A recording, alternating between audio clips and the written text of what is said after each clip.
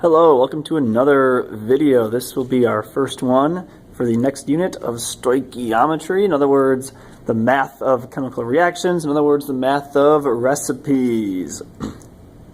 Let's get started.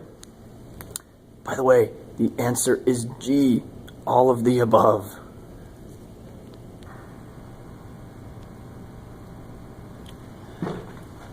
All right, our question of the day is how many moles of water are created when this many moles of C3H8 react with, excess oxygen. Awesome. Stoichiometry is, like I said before, the mathematics behind chemical equations and chemical reactions, balanced equations and balanced reactions. In this case, we have a balanced equation. Again, you should know how to balance equations, making sure the atoms of each element are the same on both the reactants and the product side. In this case, we have 3 carbons, we have 10 oxygens, and we have 8 hydrogens, so we're fine. So all we're trying to do is figure out how many moles of water are made when you actually react this many moles of C3H8. That's it. We're mainly just looking at a recipe. So all a chemical equation is, or a balanced equation, it's just a recipe. Now I know in recipes you add 3 reactants or 3 ingredients or 4 or 5 ingredients and you make a single product, but it's the same concept. Here we have 2 reactants, we have C3H8 and oxygen. When those are mixed together, especially, we make 4 water molecules and 3 carbon dioxide molecules. So if this question were how many moles of water are created when, let's just say, a single mole of C3H8 reacted, the answer would simply be 4 moles of water. Because your ratio up here is 1 to 4. It's really that straightforward. But the only thing different is that you're not given 1 mole, you're given 0.047.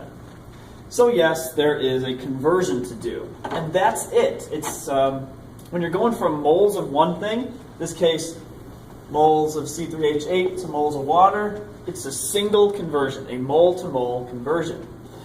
So I'm going to do is start with 0.047 moles of C3H8.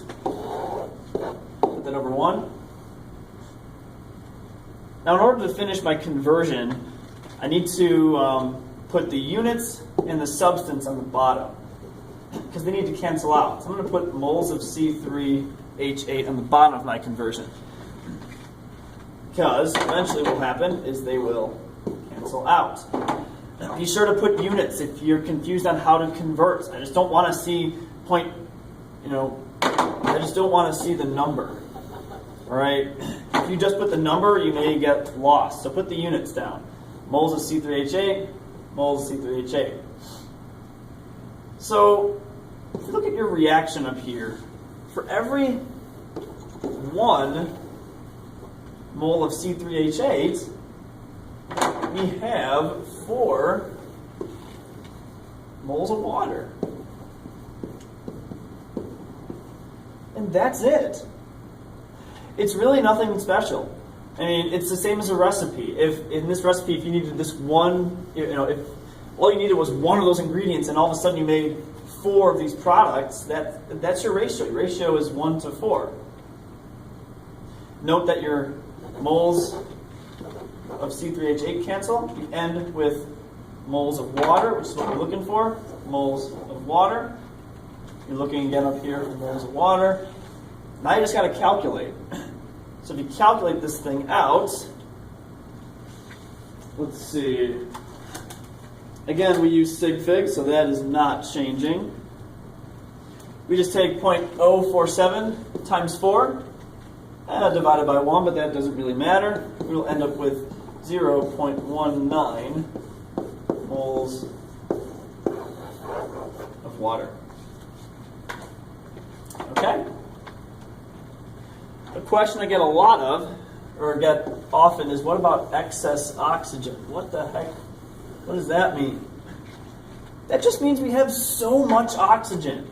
So we're not going to run out of oxygen in this entire reaction.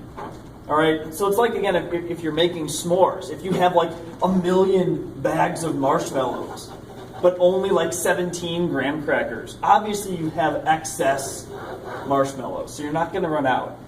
Usually in chemistry, oxygen is excess because it's all over the place. So if we're burning something, in this case we're burning this C3H8 product or reactant, we're going to have excess oxygen. So excess, don't get lost by excess.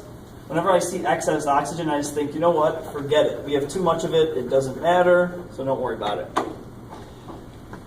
All right, so that's the start of stoichiometry. Bye.